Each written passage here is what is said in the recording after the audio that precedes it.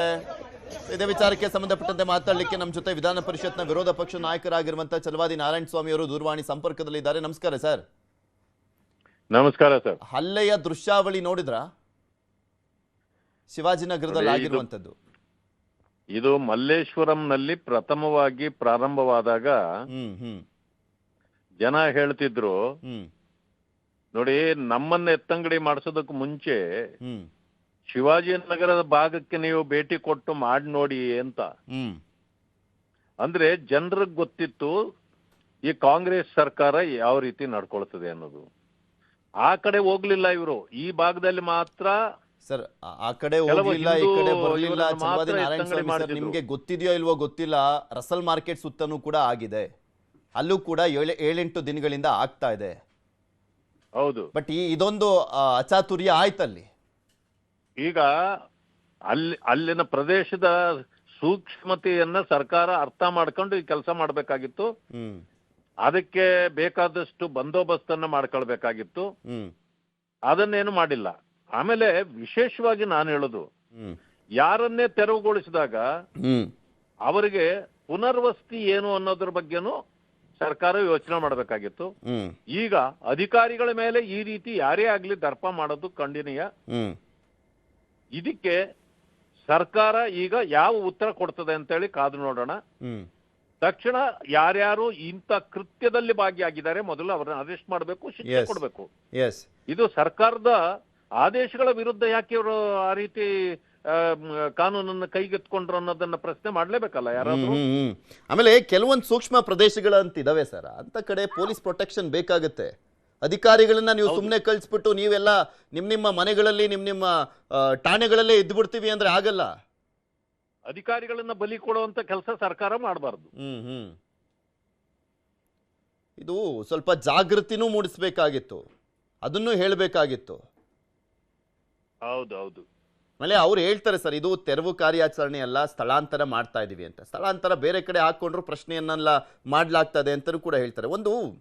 ಕೆಲವೊಂದು ಏರಿಯಾಗಳಲ್ಲಿ ಆ ಕನ್ಫ್ಯೂಷನ್ಸ್ ಅನ್ನುವಂಥದ್ದು ಇದೆಯಲ್ಲ, ಅದು ಕಂಟಿನ್ಯೂ ಆಗ್ತಾ ಇದೆ. ಅದೇ ಈ ಘಟನೆ ಕಾರಣ ಆಗಿದೆ. ಅದಕ್ಕೆ ಆ ಕನ್ಫ್ಯೂಷನ್ ಇರಬಾರ್ದು. ಮೊದಲೇ ಯಾರನ್ನ ನೀವು ಅಲ್ಲಿಂದ ತೆರವುಗೊಳಿಸ್ಬೇಕು ಅಂತ ಮಾಡಿದಿರಿ ಅವರಿಗೆ ಎಜುಕೇಟ್ ಮಾಡ್ಬೇಕು ಇವರು. ಆಮೇಲೆ ಅಲ್ಲಿ ವಸತಿ ಮತ್ತೆ ಪುನರ್ವಸತಿ ನಾವ್ ಎಲ್ಲಿಗೆ ಶಿಫ್ಟ್ ಮಾಡ್ತೀವಿ, ಇಂಥ ಕಡೆ ನಿಮಗೆ ಜಾಗ ಇದೆ ಮನವರಿಕೆ ಮಾಡ್ಕೊಡ್ಬೇಕು. ಏಕಾಏಕಿ ಕಳಿಸ್ಬಿಟ್ಟು ಅಧಿಕಾರಿಗಳನ್ನ ಬೀದಿಗಿಳಿಸಿ ರಕ್ಷಣೆ ಕೊಡದೇ ಇದ್ರೆ ಹೇಗೆ? ಆಮೇಲೆ ಕೆಲವು ಕಡೆ ಮಾತ್ರ ಜನಪ್ರತಿನಿಧಿಗಳು ಪೋಸ್ಟ್ ಕೊಡ್ಲಿಕ್ಕೆ ಸೀಮಿತ ಆಗಬಾರ್ದು. ತೆರವು ಕಾರ್ಯಾಚರಣೆ ಅನ್ನುವಂಥದ್ದು, ಸ್ಥಳಾಂತರ ಮಾಡುವಂತ ಯಾವುದೇ ವಿಷಯದಲ್ಲಾಗ್ಲಿ ಸರ್ಕಾರಕ್ಕೆ ಒಂದು ಸೀರಿಯಸ್ನೆಸ್ ಇರಬೇಕು. ಆಮೇಲೆ ಇಂಥ ಪ್ರದೇಶಗಳಲ್ಲಿ ಕೆಲವು ಕಡೆ ಜನಪ್ರತಿನಿಧಿಗಳ ಮಾತು ಕೇಳ್ತಾರೆ, ಅವ್ರುಗಳು ಅಖಾಡಕ್ಕೆ ಇಳಿಬೇಕಪ್ಪ, ಇರ್ಬೇಕು. ಅದನ್ನ ಮಾಡೋದಕ್ಕೆ ಮುಂಚೆ ಲೋಕಲ್ ಲೀಡರ್ಗಳನ್ನೂ ಕೂಡ ಸ್ವಲ್ಪ ಗಣನೆಗೆ ತಗೋಬೇಕು. ಆವಾಗ ಏನಾಗುತ್ತೆ, ಕೆಲಸ ಸುಲಭ ಆಗತ್ತೆ. ನಾನು ಆಗ್ಲೇ ಹೇಳ್ತಾ ಇದ್ದೆ, ಬಿಡದಿ ಟೌನ್ಶಿಪ್ ಒಂದು ವಿಚಾರದಲ್ಲಿ ರೈತರ ಮೇಲೆ ಕೇಸ್ ಆಯ್ತು, ಸಾಕಷ್ಟು ಜನರ ಮೇಲೆ ಪಟ್ಟಂತೆ FIR 2 FIR ದಾಖಲು ಮಾಡಿಕೊಂಡು ತನಿಖೆ ಎಲ್ಲ ಮಾಡಿದ್ರು. ಆ ಕ್ಷಣಕ್ಕೆ ಇಲ್ಲೂ ಹಂಗೆ ಆ ಕಡೆ ಇಳಿಬೇಕು ಪೊಲೀಸರು. ಅಲ್ಲ, ಮಾಡ್ಬೇಕು. ಇವರು ಏನಂದ್ರೆ ಮುಂದಾಲೋಚನೆ ಇಲ್ಲದೆ ತೀರ್ಮಾನಗಳನ್ನು ತೆಗೆದುಕೊಂಡು ಅವ್ರನ್ನ ಎಜುಕೇಟ್ ಮಾಡದೆ ಏನೋ ಅವ್ರು ಅನ್ಕೊಳ್ತಾರೆ, ಏನೋ ನಮ್ಮನ್ನ ಎತ್ತಂಗಡಿ ಮಾಡಿಸಿ ನಮ್ಮ ಜೀವನನೇ ಹಾಳು ಮಾಡ್ತಾ ಇದ್ದಾರೆ ಅನ್ನೋ ಭಾವನೆ ಬರ್ತದೆ ಅವ್ರಿಗೆ. ಅದಕ್ಕೆ ಮುಂದಾಲೋಚನೆ ಕ್ರಮ ಏನು ಅದನ್ನ ಮಾಡಿದ್ರೆ ಅವರು ಕೂಡ ಕೋಪರೇಟ್ ಮಾಡ್ತಾರೆ. ಎಲ್ಲೋ ಇಲ್ಲಲ್ಲಪ್ಪ ಇನ್ನೊಂದು ಕಡೆ ನಿಮಗೇನೋ ಅಕಾಮಡೇಟ್ ಮಾಡ್ತೀವಿ ಅಂತಂದಾಗ ಮುಂದೆ ಅವರಲ್ಲೂ ಒಂದು ಶಾಂತತೆ ಮೂಡುತ್ತೆ. ಇಲ್ಲಂತಂದ್ರೆ ಅವರು ಕುಪಿತರಾಗ್ತಾರೆ, ಆದ್ಮೇಲೆ ಅಧಿಕಾರಿಗಳ ಮೇಲೆ ಬೀಳ್ತಾರೆ. ಸರ್ಕಾರದ ತೀರ್ಮಾನ ಅದನ್ನ ಜನರಿಗೆ ಸರಿಯಾಗಿ ಮುಟ್ಟುವ ರೀತಿ ಹೇಳಬೇಕು. ಆಮೇಲೆ ಕೆಲವೊಂದ್ ಕಡೆ ಕೆಲವರ ಮನಸ್ಥಿತಿ ಹೇಗಿದೆ ಅಂದ್ರೆ, ನಮ್ಮನ್ನ ಯಾರು ಮುಟ್ಲಿಕ್ಕೆ ಆಗಲ್ಲ ಬಿಡ್ರಿ ಅನ್ನೋ ರೀತಿಲಿ ಇದಾರೆ ಕೆಲವರು. ಸಹಜ ಅಲ್ವಾ? ಸಹಜ. ಯಾಕೆಂತಂದ್ರೆ ನಮ್ಮಿಂದಲೇ ಸರ್ಕಾರ ಬಂದಿದೆ, ಈ ಸರ್ಕಾರ ಇರೋದೇ ನಮಗಾಗಿ, ನಮ್ಮದು ಮಾತ್ರ ಇದು ಅನ್ನೋ ಭಾವನೆಯಲ್ಲಿ ಇರೋರು ಎಷ್ಟು ಜನ ಸ್ಟೇಟ್ಮೆಂಟ್ಗಳನ್ನ ನೋಡಿಲ್ಲ ನಾವೀಗ. ಅಂತ ಸರ್ಕಾರ ಯಾರೋ ಒಬ್ಬರೇ ತಂದ್ಬಿಟ್ರಂಗೆ ಈ ರಾಜ್ಯದಲ್ಲಿ ಅವ್ರಿಗೆ ಮಾತ್ರ ಅಧಿಕಾರ ಇದ್ದಂಗೆ ಇದ್ರೆ ಹೇಗೆ? ಇಂಪ್ಲಿಮೆಂಟ್ ಮಾಡಬೇಕಾದ್ರೆ ಇದನ್ನೆಲ್ಲ ಗಮನಿಸಬೇಕು ಸರ್ಕಾರ. ಹೌದು, ಯಾವುದೇ ಕೆಲಸವನ್ನ ಇಂಪ್ಲಿಮೆಂಟ್ ಮಾಡಬೇಕಾದ್ರೆ ಅಷ್ಟೇ ಕಟ್ಟುನಿಟ್ಟಾಗಿ ಅಚ್ಚುಕಟ್ಟಾಗಿ ಅಧಿಕಾರಿಗಳ ಸಹಕಾರ, ಸ್ಪೆಷಲಿ ಇಂಥ ವಿಚಾರದಲ್ಲಿ ಪೊಲೀಸರ ಸಹಕಾರ ಜೊತೆನೆ ಮಾಡಬೇಕು. ಅದನ್ನ ಕೈ ಬಿಟ್ರೆ ಹೌದೌದು ಈ ರೀತಿಯಾಗಿ ಆಗುತ್ತೆ ದುರ್ಘಟನೆಗಳು. ಹೌದೌದೌದು. Okay, thank you Chalavadi Narayana Swamy ಅವರೇ, ನ್ಯೂಸ್ 18 ಜೊತೆ ಮಾತನಾಡಿದ್ದಕ್ಕೆ.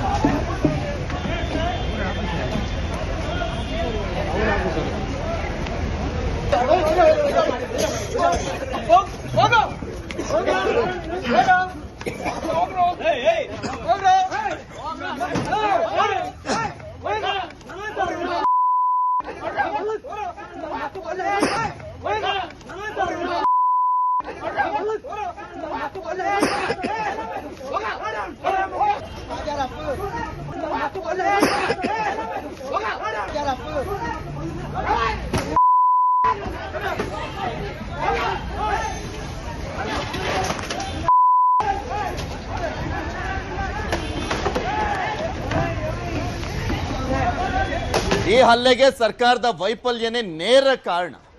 ನೋಡಿ, ವ್ಯಾಪಾರಿಗಳು ಅಂತ ಹೇಳಲಿಕ್ಕೆ ನನಗೆ ಮುಜುಗರ ಆಗ್ತಾ ಇದೆ. ಗೂಂಡಾಗಳ ರೀತಿಯಲ್ಲಿ ವರ್ತಿಸಿದ್ದಾರೆ. ಎಲ್ಲರೂ ಅಲ್ಲ, ಎಲ್ಲ ವ್ಯಾಪಾರಿಗಳು ಹಂಗಿಲ್ಲ.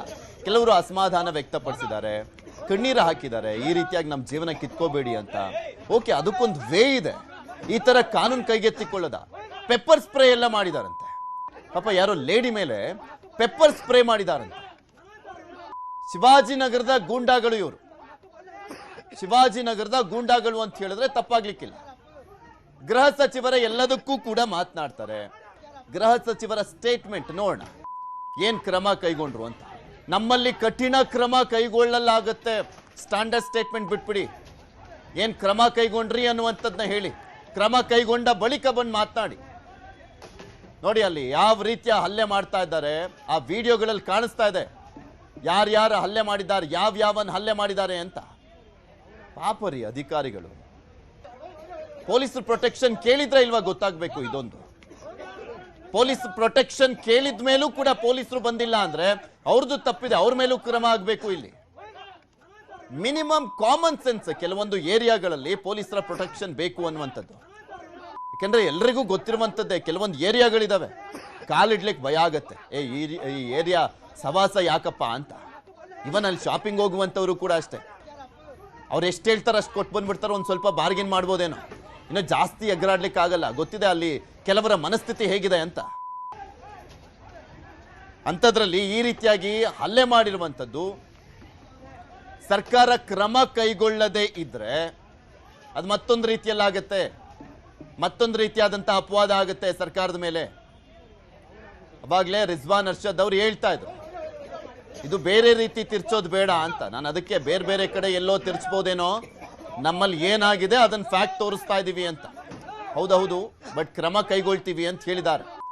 ಅಧಿಕಾರಿಗಳಿಗಂತೂ ಭದ್ರತೆ ಇಲ್ಲ, ಇಲ್ಲಿ ಸ್ಪಷ್ಟವಾಗಿ ಕಾಣಿಸ್ತಾ ಇದೆ.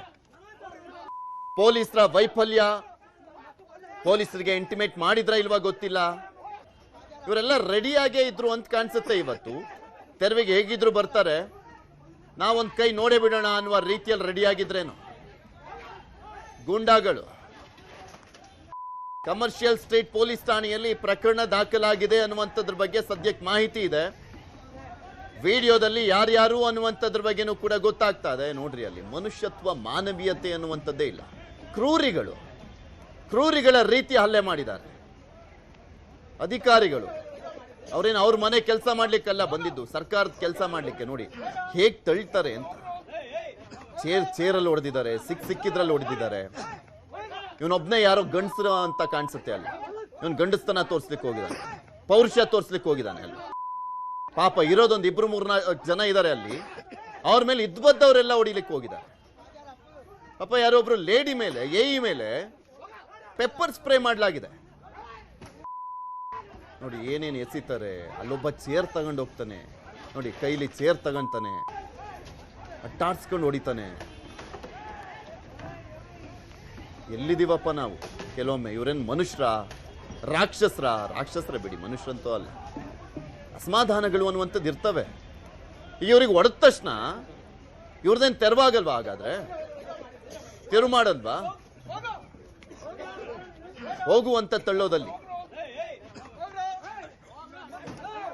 ಇವ್ರಿಗೆ ಅರಿವಿನ ಕೊರತೆನೋ, ನಾನು ಆಗ್ಲೇ ಹೇಳ್ತಾ ಇದ್ದೆ, ಅರಿವಿನ ಕೊರತೆನೋ ಅಥವಾ ನಮ್ಮನ್ನ ಯಾರು ಮುಟ್ಟಕ್ಕಾಗಲ್ಲ ಅನ್ನುವಂತಹ ಒಂದು ಬಂಡ ಮನಸ್ಥಿತಿನೋ ಗೊತ್ತಿಲ್ಲ. ಮೃಗಗಳ ರೀತಿಯಲ್ಲಿ ವರ್ತಿಸಿದ್ದಾರೆ. ರಿಜ್ವಾನ್ ಅರ್ಷದ್ ಅವರು ಟೈಮ್ನಲ್ಲಿ ಇರಬೇಕಾಗಿತ್ತು. ಫಸ್ಟ್ ಅವರಿಗೆ ಒಂದು ಇಂಟಿಮೇಟ್ ಮಾಡಿರ್ತಾರೆ, ಅಧಿಕಾರಿಗಳಂತೂ ಮಾಡಿರ್ತಾರೆ. ಬಟ್ ವ್ಯಾಪಾರಿಗಳ ಮನಸ್ಥಿತಿ ಇಷ್ಟೊಂದು ಕ್ರೂರವಾಗಿರುತ್ತಾ?